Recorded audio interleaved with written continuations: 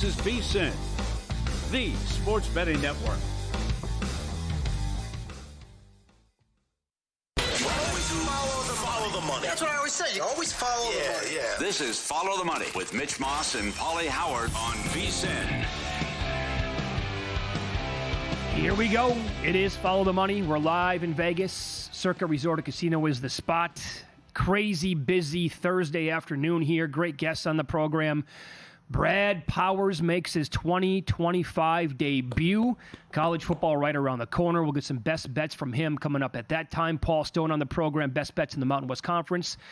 Jensen Lewis, morning show here, host here on the network. His takeaways from the deadline in Major League Baseball. And we will get into the Hall of Fame game tonight several times, including at 6:30 Eastern tonight with Fernando Ramirez, who covers the Chargers in the San Diego and L.A. area. Get his thoughts on the game and Jim Harbaugh's approach to the game. And more on that game coming up at about 15, Paulie. But it's turned out to be a pretty active deadline day here. I didn't know which way this was going to go. You never really know which way it's going to go. You hope that you're going to have a lot of Armageddon. And today we certainly have gotten it. It started, I guess, a little bit earlier in the week, then late last night when the Mariners landed Suarez. That's your big boy. But we've had some other, I would classify, pretty significant deals today. We'll get into all these, like the Mets, the Yankees. Their bullpen suddenly looks like outstanding after a couple of moves today. I think your big boy earlier was what the Padres and the A's pulled off. Would you agree with that? I couldn't believe that trade. Yes. I also think it's a good deal for both teams. But once you see they're trading Miller, you're shocked because he's such a good closer and young and what he means to the future.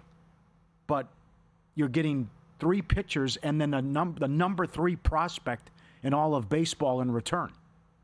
But with the Padres, how are the Padres 26-1 at FanDuel, 25 at DraftKings, and the Mets are 8? Who do you think a better team is right now? Who do you trust more, right? I think they're pretty close. I mean, those numbers are... There's no way. Gap. Yeah, absolutely. That gap is way too big between those two teams. So here's what I would do, right? I mean, based on future betting, I think, again, specifically just for 2025, and this is a betting network, so that's all you care about. You don't really care about the future. You're talking about bets tonight, in the future, whatever. Mm-hmm. I bet the Padres most wins in August. I love it. To your point, for those people who maybe have bets at big numbers on this team to win the division, to win the National League, you might be firing. I'm not going to advise against that. I think you love it. If I'm the GM, this is a deal I would not have done. In the future, I think they gave up, but you can't give up the number 3 prospect in baseball who's 18 years old. Yeah. And then according to Baseball America, they gave up their 7th rated, 14th, and 16th rated pitchers in their entire system to get Miller's awesome. And Springs. Yeah. Too much? Then like it. I think it's way too much. But again, for this year, I think it's great. Yeah. Well, if you keep him around, too. I mean, that's the big thing as well. If you got to lock a guy like that up. And then the other thing is, do you trade Cease and do you trade other pieces to help out? But to me, that's a good bet to win the World Series, and it's going to be difficult in the National League. You got the Phillies. You have certainly you could play the Mets early on. Dodgers are a mess right now. Brewers are a great story. I'm disappointed in what the Cubs did, but I just think if the Mets are 8-1, and the Padres are 26-1, and the Padres just swept them. If I get rid of Cease and I get Darvish back, and now I can shore up the bullpen and maybe grab another stick. Oh, I did this last year where I caught fire and had the best record in baseball in the second half. Oh. I'm high on the Padres. And Paul, I remember a couple of years ago after they got Juan Soto, they made it to the NLCS. They easily could have won that series and made the World Series, and who knows what happens at that point. I know people are kind of poo-pooing the Padres because they've never won anything. But it's like at least they go for it every single year. Good point. Jonathan Davis sent that. It was a good tweet by Jonathan Davis. The Padres are like the Golden Knights.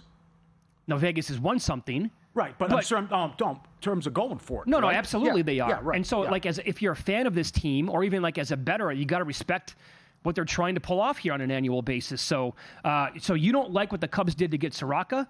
Adam Burke here at the network loved it. Because, he thinks that...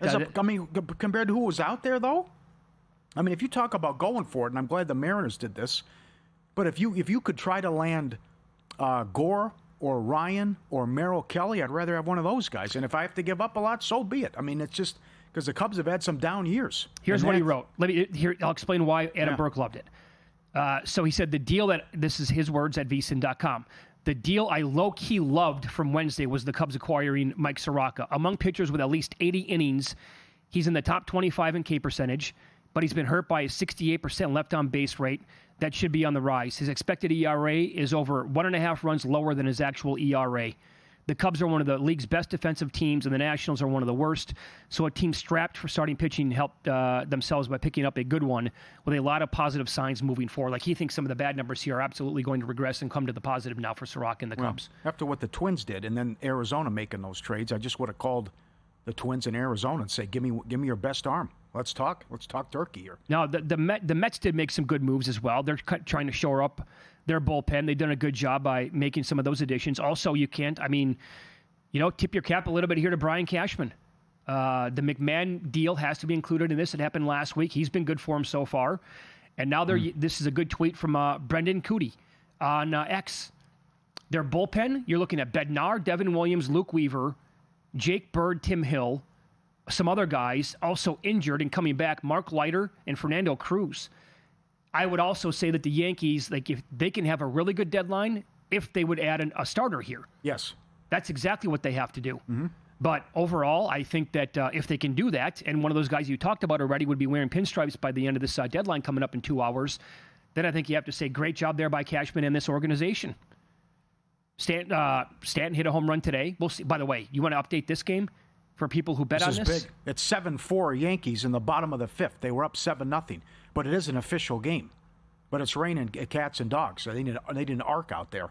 So if you had the over, it could be a bad beat here. Yeah, because it is an official game. Right. So bets such as the Yerfy bets, they will qualify. First 5 will come in here. But full game, total, run line, they won't. Those have to play out. Almost like every sports book. Maybe not some, but most of them anyway. In a wild game last night. Again, Williams blows it, but if you had under 9, what a vicious push that was. And I think it opened 8.5. That's 1-0 in the bottom of the 8th. Yeah. That's 2-1 in the 9th, 3-2 bottom of the 9th, 5-4 final. Craziness. Yeah. What do you think of the Blue Jays getting Shane Bieber? Interesting move. So you have a guy who was okay in his rehab starts, but a stud in the past, but hasn't pitched a game since last April. I'm intrigued by it. And I say, why not? Now, your comeback might be, why not Kelly or someone else like this, and the concern coming off the Tommy John, but not bad. The Cubs could have done that too. But what are your thoughts on it? I did not rush to my apps to make a bet on the Blue Jays because he's a total unknown. I have no idea which way this is going to go. Yeah.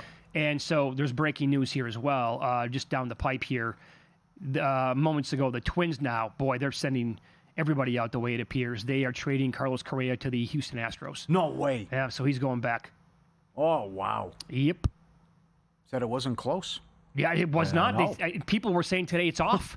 It's not going to happen. Wow. So I'm guessing, based on earlier information that we had, the Astros probably broke the bank tonight. And the Twins probably ended up doing pretty well in that deal. And nothing from Boston.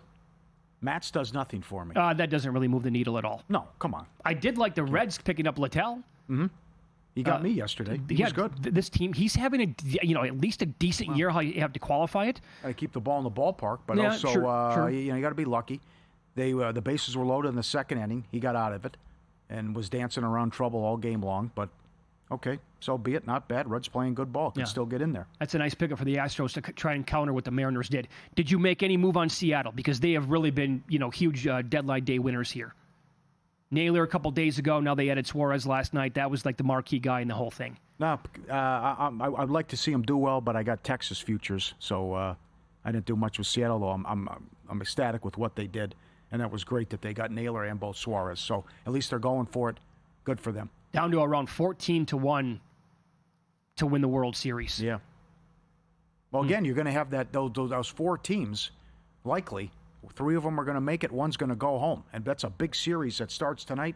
Kirby Lifetime, 7-0 with an ERA under 2 against Texas. That's a massive series. He's $1.70 tonight at home against Texas. Yeah, ESPN earlier today wrote about the 10 players most likely to get dealt. I'll give you some of the big. They ranked them in order. They put Merrill Kelly number 1 overall. Keep in mind that he has pitched at least 5 innings in every start. A lot of those games 6 or 7. That was after he got yanked early in his second start of the entire year. But every one since then, like near a quality start, if not one. 2.56 ERA last 10 starts, 3.22 on the year. and we're getting tweets on this, our reaction to it as well. J.A. Scott says the Soraka deal for the Cubs does not stop them from getting another pitcher. Okay, good. They just have to give a big price if they want, to get either maybe Cabrera or Alcantara from the Marlins or Gore from the Nats, which obviously that's going to be any team, I would believe. Number 2 on the list, Ryan O'Hearn. Remember how good he was through May? Good numbers, yeah. Came back to earth a little bit, but ESPN wrote Rangers, Astros, Giants, Brewers, Red Sox. He would move the needle, I think, a little bit. Astros do something every year, too. They do. The Astros always go for it. Yep. And they did put Griffin Jax, number 4, on the list. So the Twins are going to make all these moves today, but they're going to want to say, no, we're going to keep Griffin Jax. We like his upside too much. That's another one because these teams are giving up a lot for these high-leverage relief pitchers, and I think the Twins could probably get a king's ransom almost for Griffin Jax if they wanted to today. We got a game tonight. We made it. And a 2.5-point move on the total. Hall of Fame game. And today's the last day to grab our football special, just $175. Every pick, every host, every guest. Our NFL betting guide's already out. The college guide drops Tuesday. Get the daily email from Bill 80 every morning. The on-demand shows via the Watch app, the betting splits, the analytics tools and systems. Mackin with a great write-up today on a Hall of Fame game. Last day to get the special price. Tell your neighbors, tell your friends, tell your family. It's incredible. $175 through the Super Bowl. VSiN.com/subscribe. Yeah, so here's the rundown in the first hour of the program. Win-lose coming up next. It's a half an hour earlier today than usual because Brad Powers is going to be on for 30 minutes beginning at the bottom of the hour. And as Paulie said, we'll get into the Hall of Fame game coming up tonight. These are typically two teams you've wanted to bet against in recent preseason games. We'll give you their lousy numbers against the spread coming up next year on VSiN.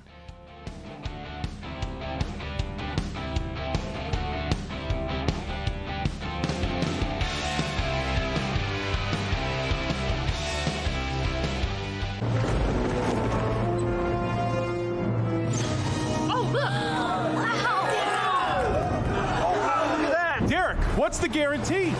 Eric? Mike, time to make history. Players in Circa Million make 5 picks against the spread each week with quarterly and full season payouts. Circa Survivor entries choose one team each week with no point spread. The last one standing wins it all. We have $21 million on the line. Are you in? Visit circasports.com for details. The quest for $14.2 million starts right now. We've waited. It's now here. Record-breaking signups, $14.2 million. Also record-breaking chaos. The number 1 team goes down in week 1. It's crazy, dude. I mean, obviously, this game was supposed to be Bengals blowout. No! I'm done. The dream of going back-to-back is over. Come on, baby! Nobody could see this one coming. No way the number 1 pick goes down in week number 2, but it did.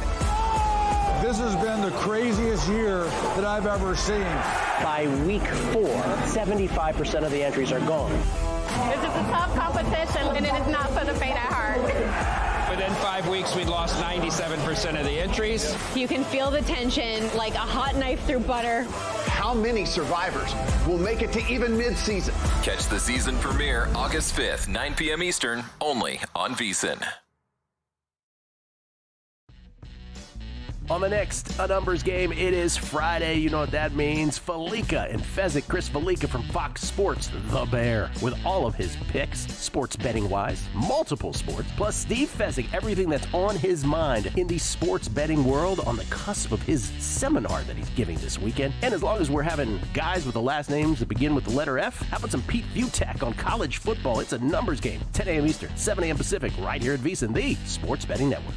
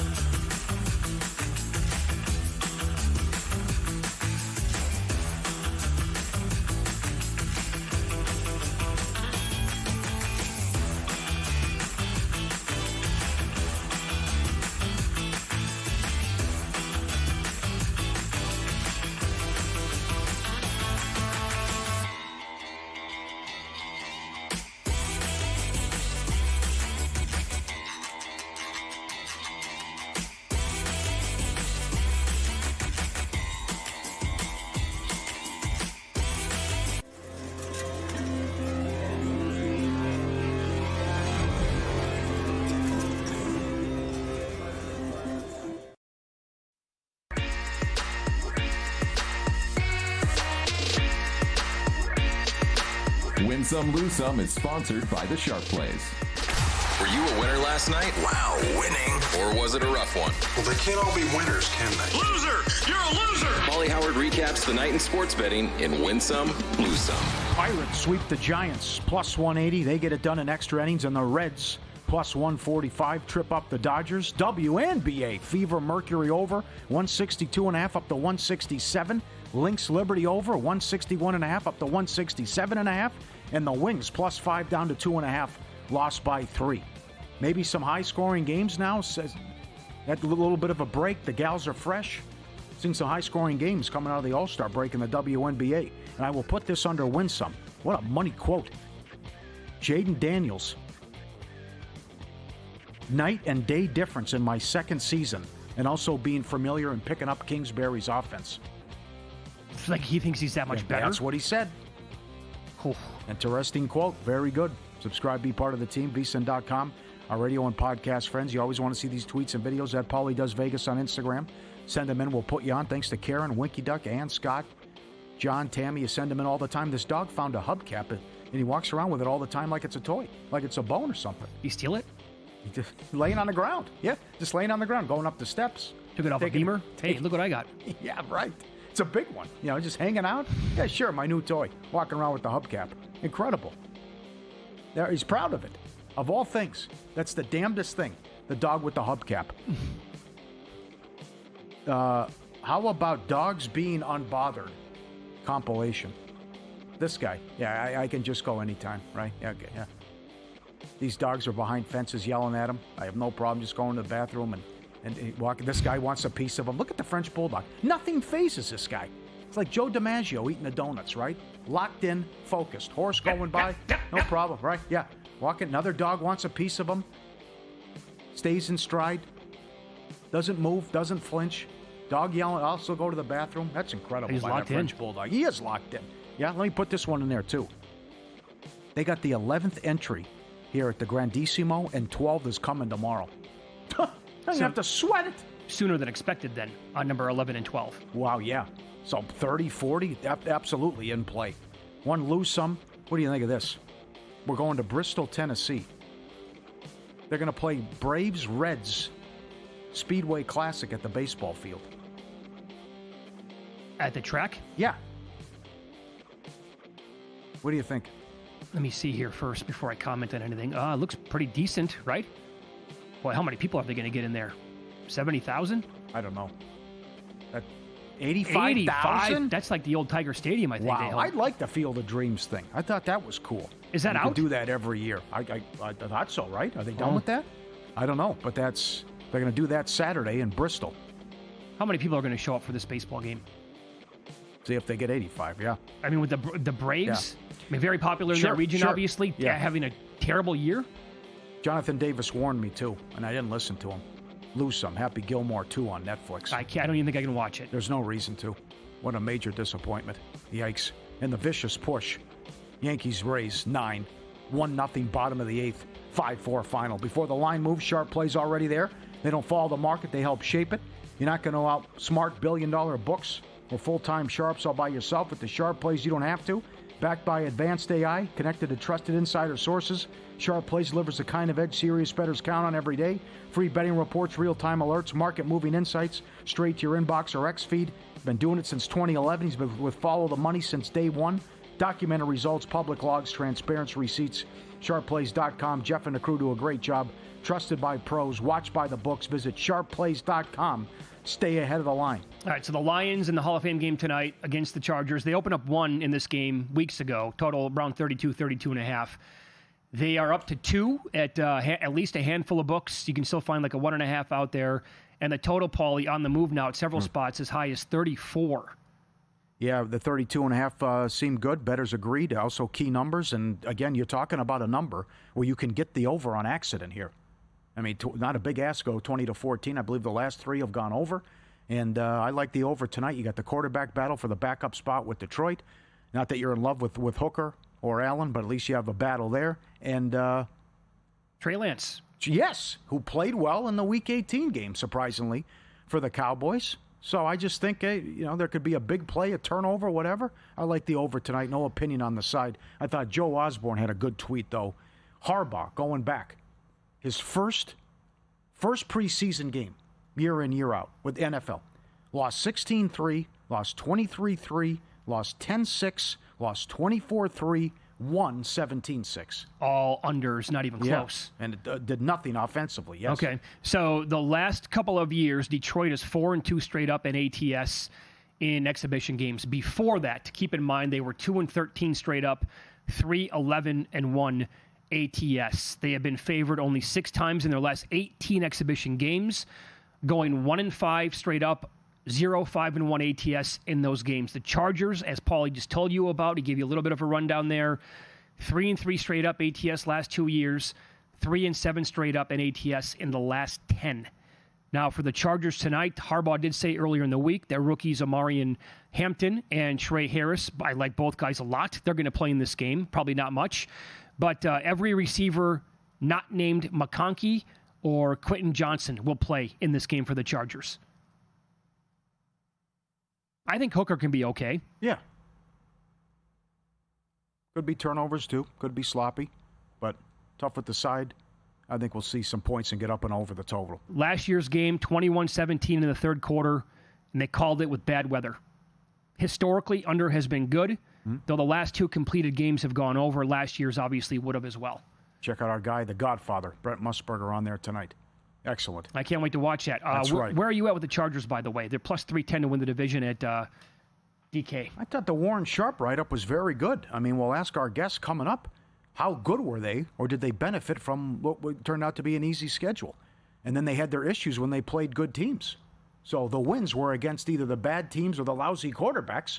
When they faced a good quarterback, they went 1-6.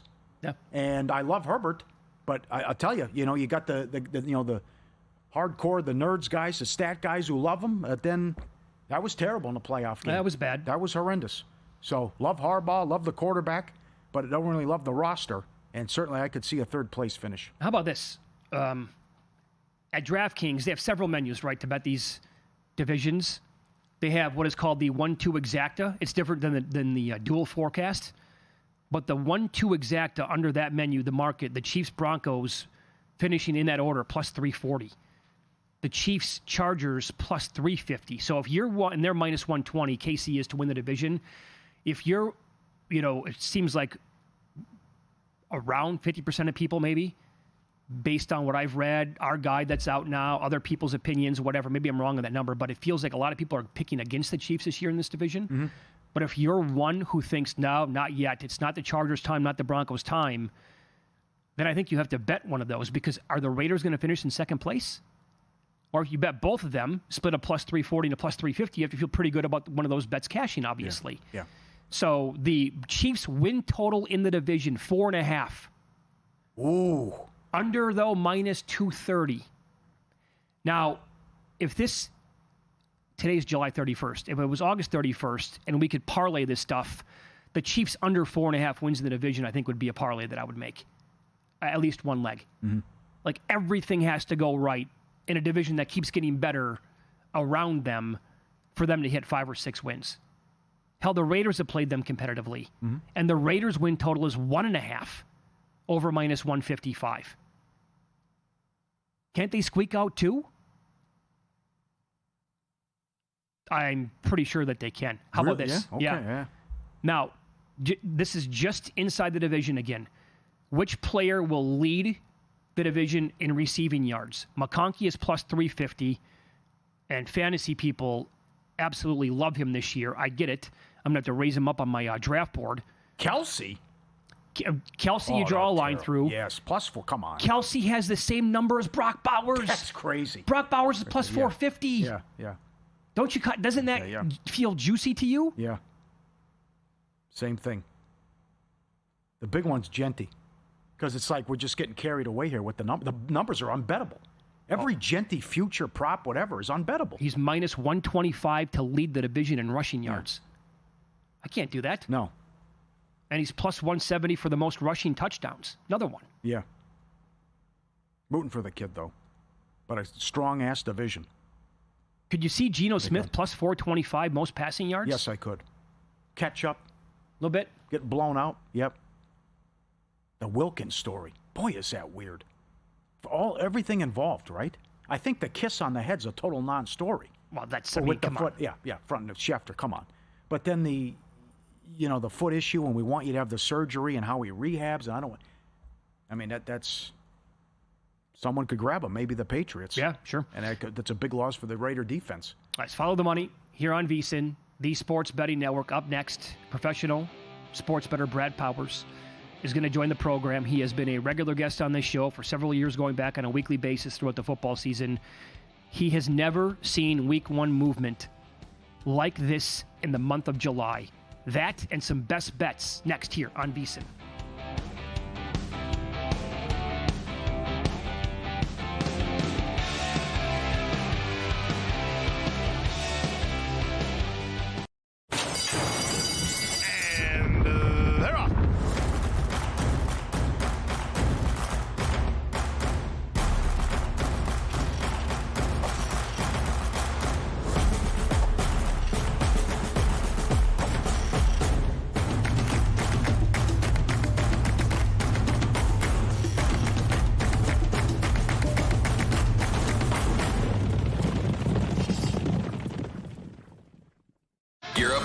Season the sharp way with a VSiN Pro subscription.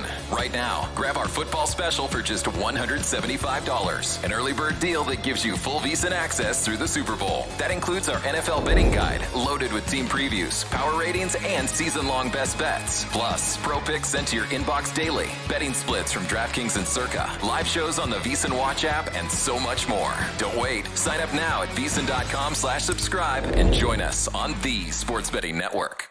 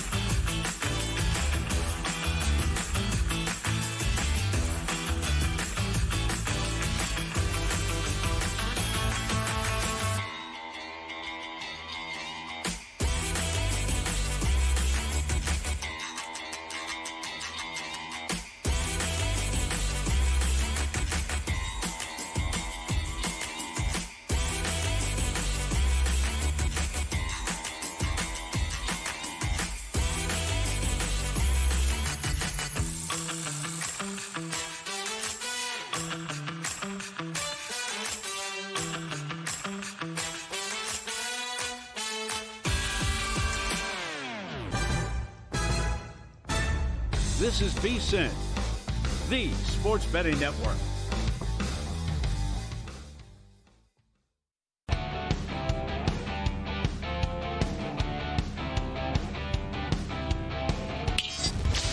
This is Follow the Money on VSiN. Welcome back.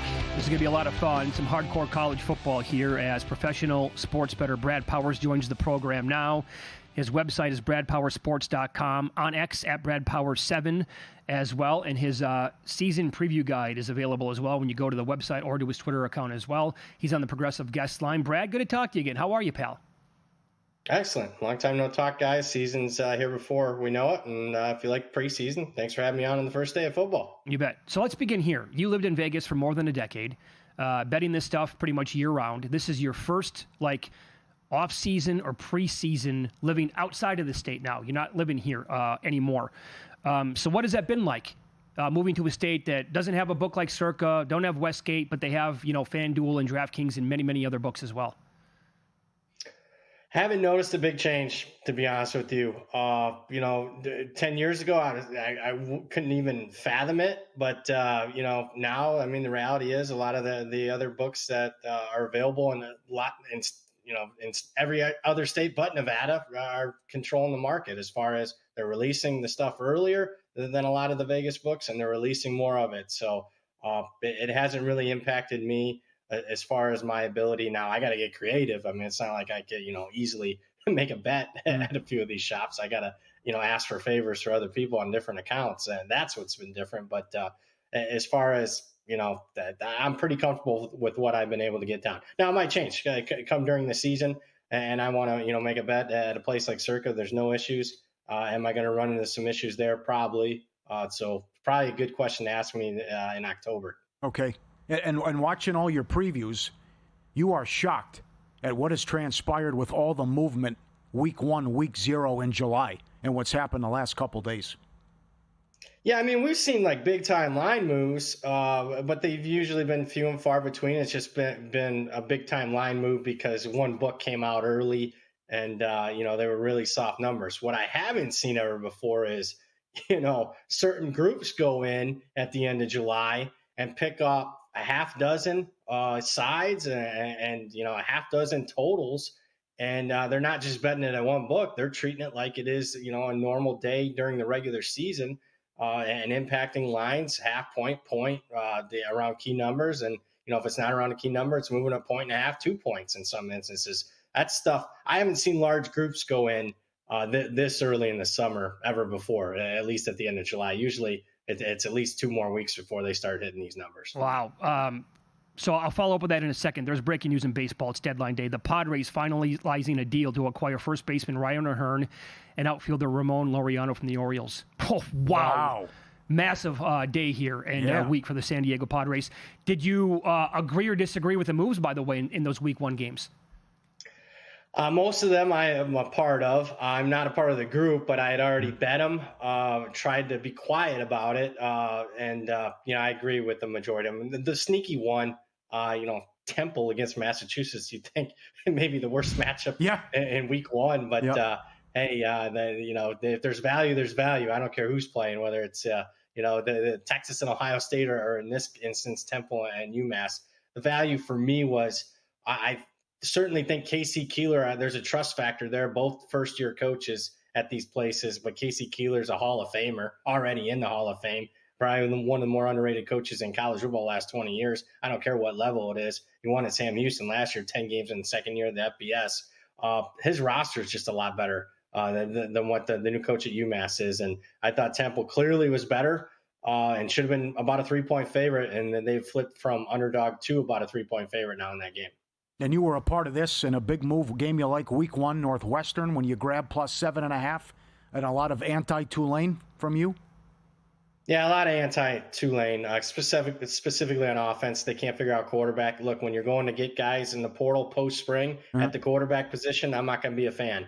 Obviously, some people think that it's a big-time positive that they're getting Retzlaff from BYU. I'm not a big Retzlaff guy. He doesn't move the needle much for me. So negative in that regard. And I'm also, I'm pretty pro Northwestern. That's, a play I've given out to clients over 3.5 wins. I think this is a much improved Northwestern team, specifically on defense. So we got Tulane offense I don't like, match up against a Northwestern defense that I think is going to be pretty legitimate in the Big Ten this year. So it's going to be a lower scoring game. I'm going to take the hook around the key number. A little bit more here on Tulane and the American. Then we talked about that conference earlier in the week. It feels like it's going to be wide open between like maybe 4, 5, 6 teams in that range. I made a case for Memphis. Paulie was making a case for Texas San Antonio. Who do you like in the American? I don't love anybody in that conference. Like, slam on my fist. Yep, this is my team that I think will win it. I like Navy's schedule. I think that there's good possibility that they start 8-0 when they head to South Bend in November.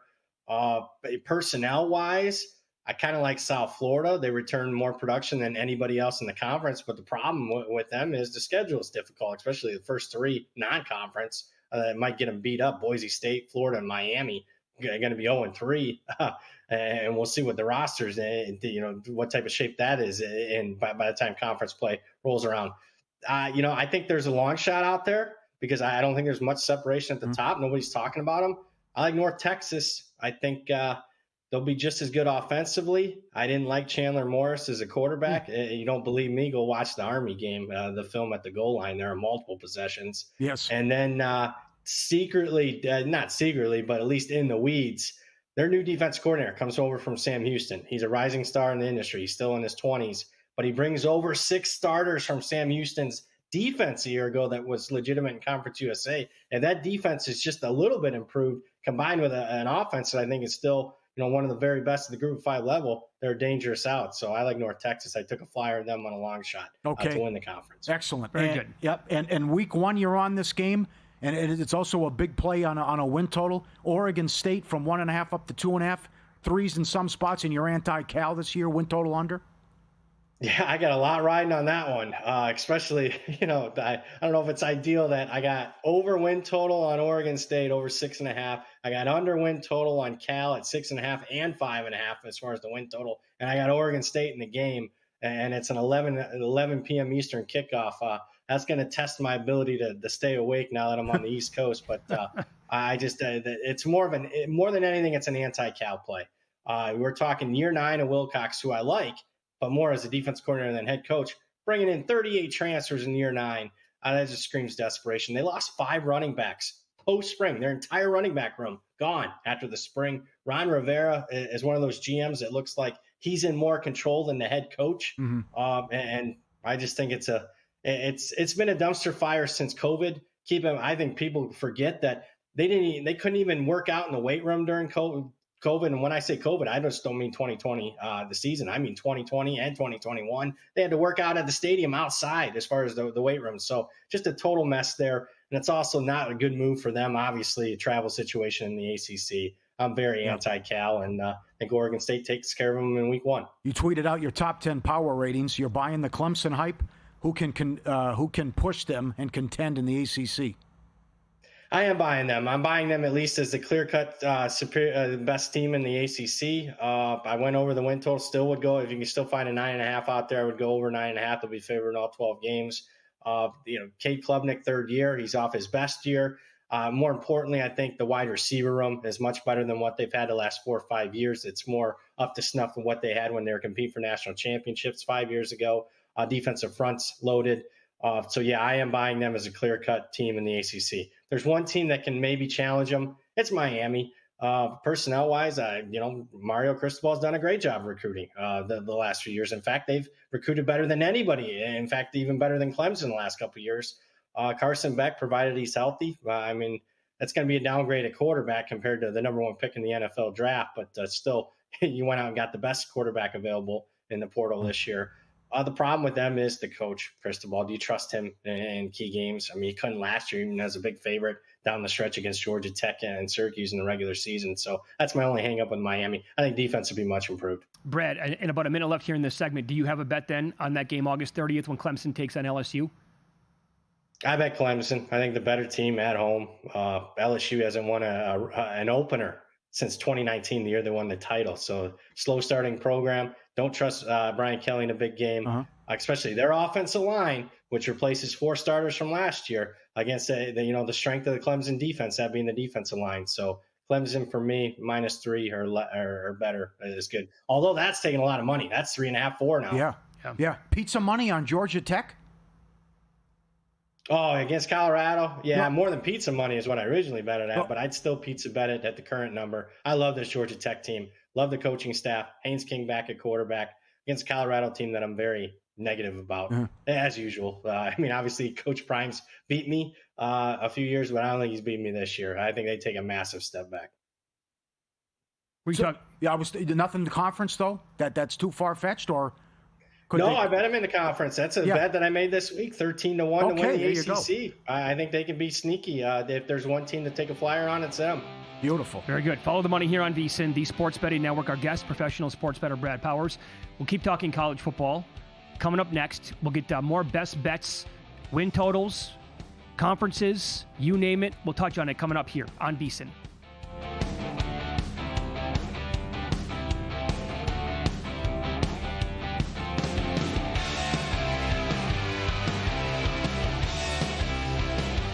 As sports fans, we may cheer for different teams, but there's one thing that we can all agree on.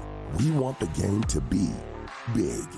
And with 3 levels, 30 cabanas, a 143-foot screen, 6 clean pools, and endless cold drinks, it doesn't get any bigger or any better than Stadium Swim in Las Vegas. All sports, all seasons. It's more than a pool deck. Stadium Swim is the only thing like it in the world. Elevate your sports betting game with VSiN's exclusive betting splits. Stay ahead with real-time market trends and track bet percentages on any matchup. Then uncover the edge by comparing them to the amount of bets placed to find out where the sharp money is headed. Upgrade to VSiN Pro to access betting splits, live odds, line moves, power ratings, and in-depth game analysis. Go to VSiN.com/pro to join VSiN, the sports betting network.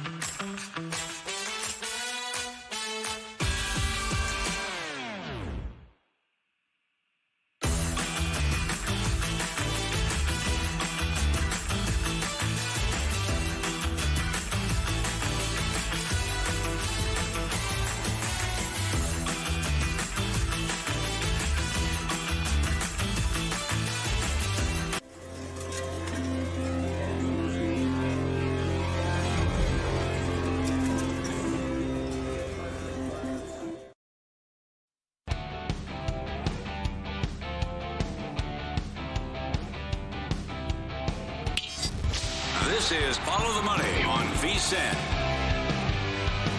We continue more college football here. Professional sports bettor Brad Powers. He is on the Progressive guest line. His website is bradpowersports.com. You can follow him on X at BradPowers7. Let's go to the SEC here, Brad. We'll get some win totals, some thoughts on some teams in this league. And which team do you think on paper, per your numbers, is the best going into the season? And do you have an outright bet to win this league?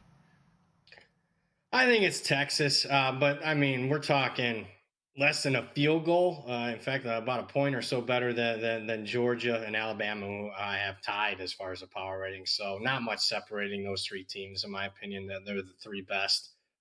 Alabama's the one that I bet. It was early. I thought they were certainly undervalued in the early betting markets. I mean, gun to head now, if I had to pick a team, it'd probably be Texas. Just personnel-wise, I think they'll have one of the better defenses in the country. And I'll buy a little bit in the arch hype. But I'm not running the window to bet Texas to win the conference, if that makes sense. But Alabama would, had that price held a little bit, what it was, plus 750. I mean, that's one of my favorite bets that I made so far this offseason as far as conference futures. Yeah, no, understand that for sure. There's been a lot of hype. We've heard it on this show for sure recently on Oklahoma. Are you buying in with any sort of bet on the Sooners?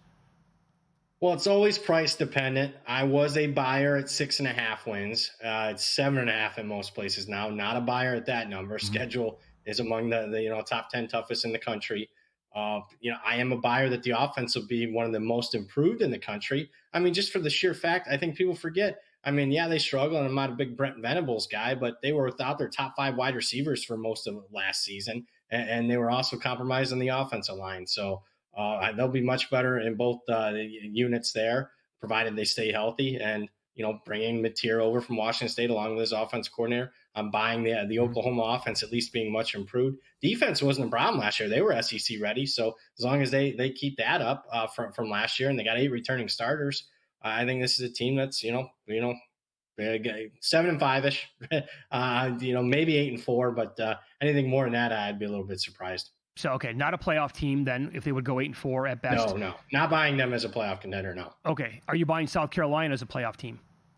I am absolutely selling, pun intending, the Lenora Sellers in South Carolina. Not necessarily the quarterback. I like him. I just don't like anything around him for the most part. I'm not wild about the skill position surrounding him.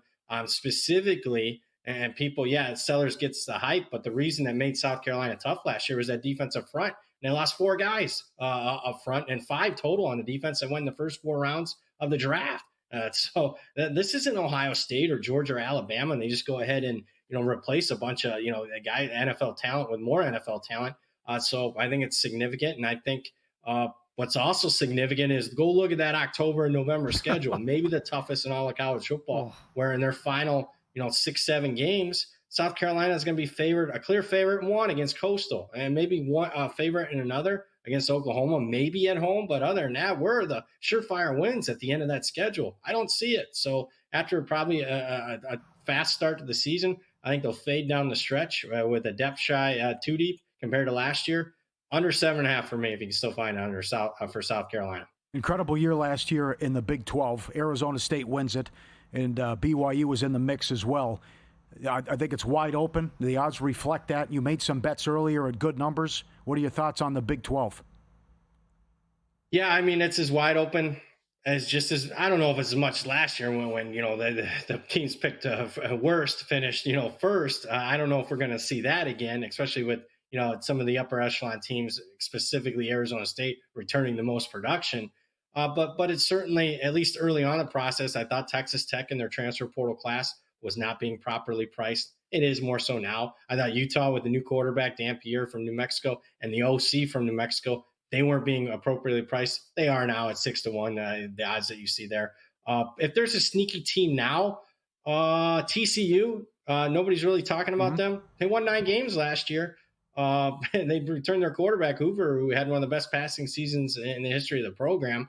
And they didn't take, in a conference that averaged 26 transfers per school. I think TCU brought in like 11, and Dykes says, hey, I like my roster, so I'll believe him. And TCU could be that sneaky team that no one's really talking about right now. You took plus 3.5 against North Carolina. TCU's now laying 3. Yeah, no buyback yet. Okay. And, when it gets to 3.5 on TCU being favored, maybe I think about it. But to be honest with you, nah.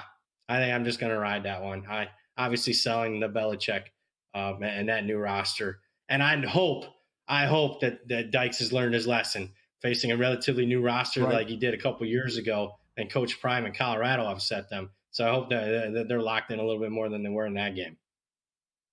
And the Big Ten, what do you think, Franklin? Going back, Penn State 0-7 against Ohio State and Michigan the last 3 years. How do you see the top of the Big Ten? Well, I think they beat Oregon at home there at the end of September. And even if they were to lose to Ohio State in the horseshoe, most likely play Ohio State again. So, a power rating is basically, hey, what's coming back as far as returning production? What's the talent level? And to me, when you factor in a couple of those, and obviously the portal and the recruiting, I think Penn State has the least amount of questions of any roster in college football, at least coming into the season. Now, when you put the handicap hat on and you start talking, do you trust James Franklin in a big game or Drew Aller in a big game? Well, yeah, I got my doubts on that. But on paper, this is the best team. This is the number 1 team in the country in my power ratings. Now, by not a big margin, certainly we're not talking, what Alabama was under Saban or Georgia teams or that LSU team in 2019. We're not talking about that. But, this has to be the year that James Franklin doesn't have to win the national championship. But let's, if we face Ohio State a couple times, you got to win one of those games. And when it comes to the playoffs, you need to win a couple games in the playoffs. And I'm not talking about wins against Boise State and SMU. I'm talking about big-time programs. So there's still a worry for that for me. But, I do like Penn State quite a bit this year. I think if that roster was on a different team or had a different coach, that 7 or 8 to 1 to win the national title would be half of that number. Very good point by you, and I totally agree with that. Yeah. You think Oregon about 10-2 in that range? And I do. So under 10.5, you can still find that. Okay. That's a bet that I made. Not buying Dante Moore at quarterback. They've done well in recruiting, but that's a spring game I was able to watch, and I just didn't see a lot of difference makers, at least right away. And then they're at Penn State, and I don't trust it. At Iowa can be a tough one, and then at Washington. I don't see them running the table in those other games. I think the people that are pro-Oregon just automatically assume that there's going to be no drop-off from Dylan Gabriel, who, by the way, we saw him for enough years to think that he was a really good college quarterback. Like, it's just going to remain the same with Moore. That's a big ask, in my opinion. Huge ask. And keep in mind, they had Bo Nix prior to that. So you're talking between Bo Nix and Dylan Gabriel, probably the 2 most experienced quarterbacks in the history of college football if you look at the amount of starts that they had. Now, Dante Moore started some few games as a freshman against UCLA. Didn't look good. And I got to say, I watched him in a couple spring games. Hasn't looked the part in either of the Oregon spring games. So I just don't see it. I think there's a significant drop-off there at quarterback. You're a Notre Dame fan. They go to the title game last year. What do you think about the Irish this year and also opening up Sunday night, the 31st at Miami? Yeah, I think this roster is even better than last year. Marcus Freeman's done a great job of recruiting, and there's just not a lot of question marks. The problem for them, though, is the question marks at the all-important quarterback position. No miss Riley Leonard's legs, but I think there's a possibility that they're going to be much better in the passing game. Especially they got a couple of key transfers, one from Wisconsin, and then a key guy no one's talking about from Virginia and Malachi Fields. We'll see. I follow the practices closely. Practices has started for everybody in the cross country. CJ Carr, the projected favorite to be the starter, threw 3 picks today. I'm not going to overreact in one practice, but it is a little concerning. But overall, man, there's not a lot of holes. They got the best running back room in the country with the best running back in Jeremiah Love, in my opinion. One of the better offensive lines. Defense is loaded. I think secondary is not going to miss a beating without guys like Xavier Watts. The schedule, they're going to be favored in every game. Toughest game is week 1. They get through the Miami game. I mean, I don't see another loss on the schedule. Do you guys? It would have to, could Arkansas shock the world and beat them at home? You are talking about a program under Marcus that's lost Marshall and Northern Illinois. So good point. You got to be careful marking W's. But I'll say this. I have only made one national championship future bet this offseason. It was Notre Dame, 25 to 1. 25 to 1. All right. Okay. I think still 20-1 or better is good. I think, honestly, I think it was 20-1. But you asked me, do I miss the Westgates and some of the others of the world? I think I missed a better number of Westgate was 25-1. It was okay. All right. Brad, that was awesome. Thanks so much for the time today. We'll catch up down the road, okay? All right. Thanks for having me, guys. Take care. There you go. Website, bradpowersports.com, on X at bradpower7 as well. We'll get into the latest updates on deadline day in Major League Baseball, and we'll get into the two games that we have coming up later on tonight. Keep in mind, this dude going tonight hasn't pitched since the Kentucky Derby weekend.